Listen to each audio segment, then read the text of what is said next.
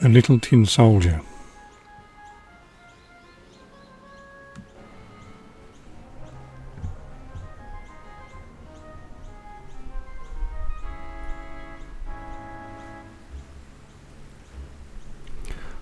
Once upon a time, a tinsmith made a set of toy soldiers out of some old tin.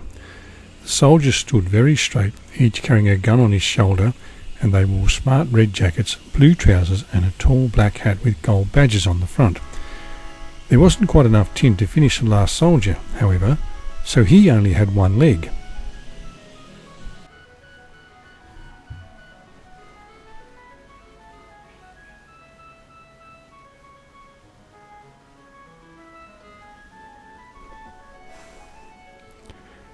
The tinsmith then took the soldiers to a toy shop, and very soon they were bought as a birthday present for a small boy. The one-legged soldier was the first to be taken out of the box as the boy opened his presents in front of his brother and sister.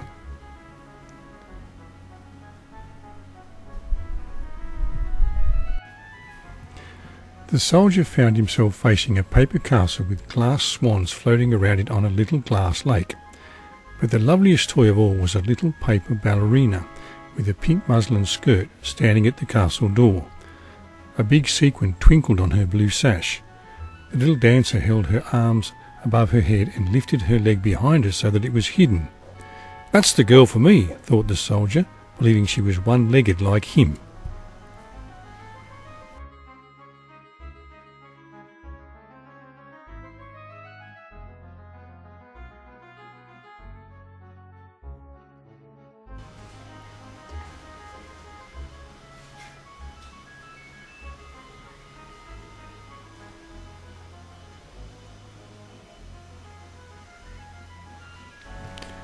That night, when all the people in the house had gone to bed, the toys began to play.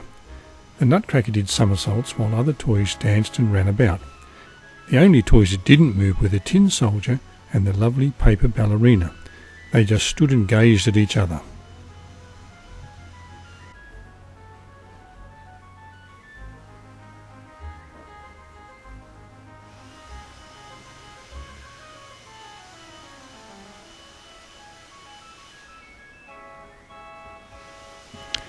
Suddenly, the clock struck midnight and, with a snap, the jack-in-the-box lid flew back and a wicked-looking goblin sprang up. "Keep your eyes to yourself, tin soldier," he cried. But the soldier just kept staring straight ahead. "Very well, just wait until tomorrow," growled the goblin. The next morning, the little boy played with the soldier for a while, then put him on the sill by the open window. Perhaps it was the wind, or perhaps it was the goblin, but before he knew it, the soldier was blown out of the window. The little boy ran to the window and looked out. He stared at the street 3 floors below, but couldn't see anything.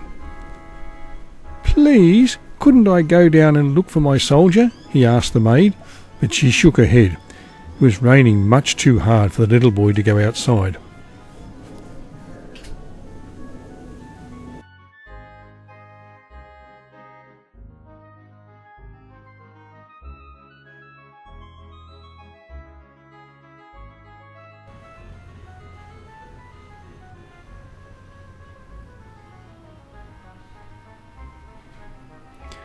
The maid shut the window firmly, leaving the little boy looking sadly through the window pane.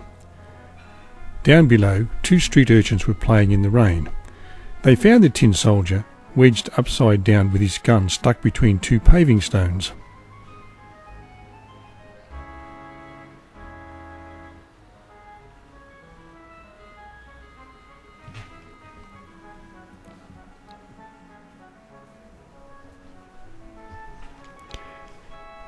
"Let's make him a boat," they cried, for the street gutter was so full that it had become a real stream.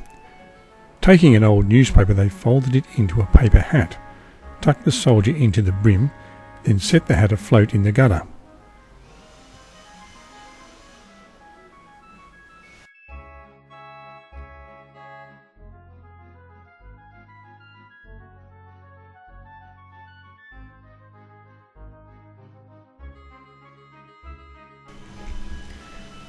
The soldier stood erect, staring straight ahead as his boat rushed along.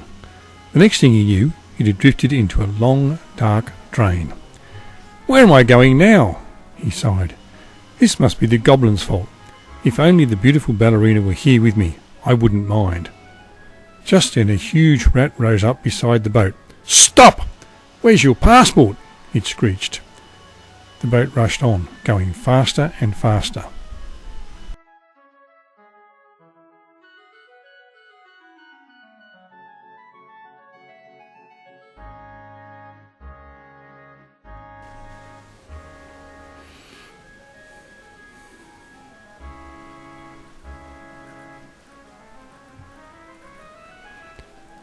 The paper boat tumbled out of the drain and into the canal.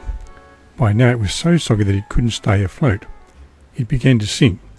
Finally it fell apart, and the tin soldier, standing as straight as ever, sank down, down, down. But almost at once a big fish gobbled him up. "How dark it is in here," he thought, "even darker than in my box."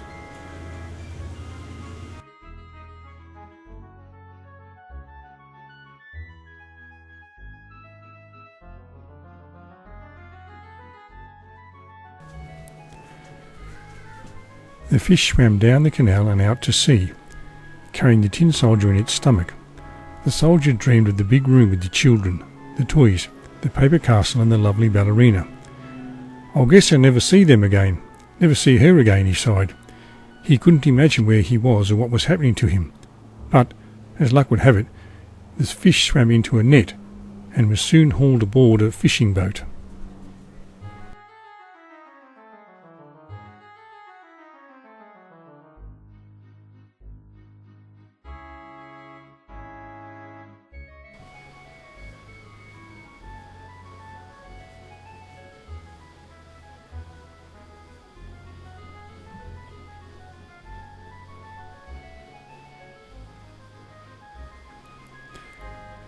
The boat brought its cash back to the city, and soon the fish was laid out in the fishmonger's stall. Before long, who should come by but the maid from the little boy's house. She looked at all the different fish, and finally she bought the biggest, the one with the soldier inside.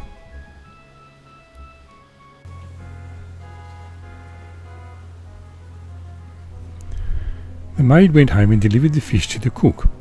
"What a fine fish!" exclaimed the cook. She picked up a big knife and started to prepare the fish for the oven. First, she slit open the stomach. "There's something hard in here," she muttered. Then, to her surprise, she pulled out the tin soldier. The maid recognised it right away. "It's the young master's lost soldier," she cried.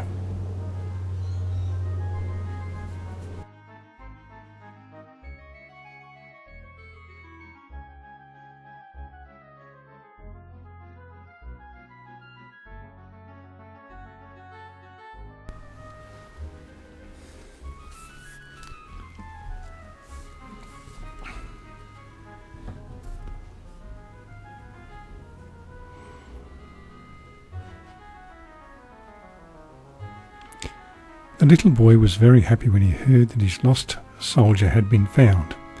As for the tin soldier, he was a little dizzy at first from the bright light after being so long in the dark. Finally, he realised where he was.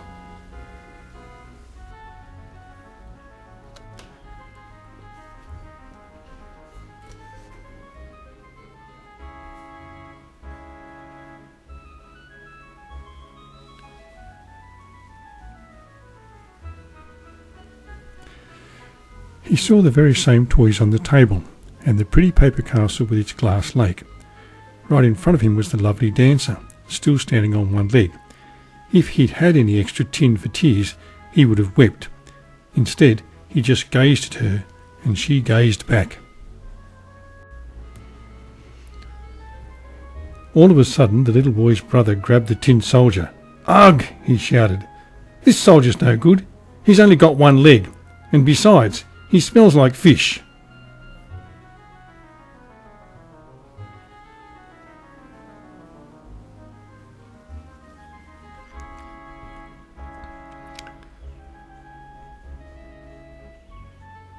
Then, to everyone's horror, The angry child threw the tin soldier into the fire. Landing upright, the tin soldier glowed brightly in the flames, but his colours disappeared as he began to melt. Suddenly, a puff of wind blew the little dancer off the castle steps, and like a bird she flew into the fire with him. One bright flare, and she was gone. In the morning, the maid emptied the grate. Among the ashes she found a lump of tin shaped like a heart, and beside it, burnt black as coal, lay the ballerina's sequin.